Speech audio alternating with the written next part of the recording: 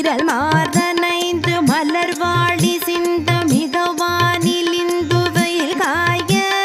மீதவாடை வந்து தழல் போல ஒன்ற வினை மாதர் தந்தம் வசை கூற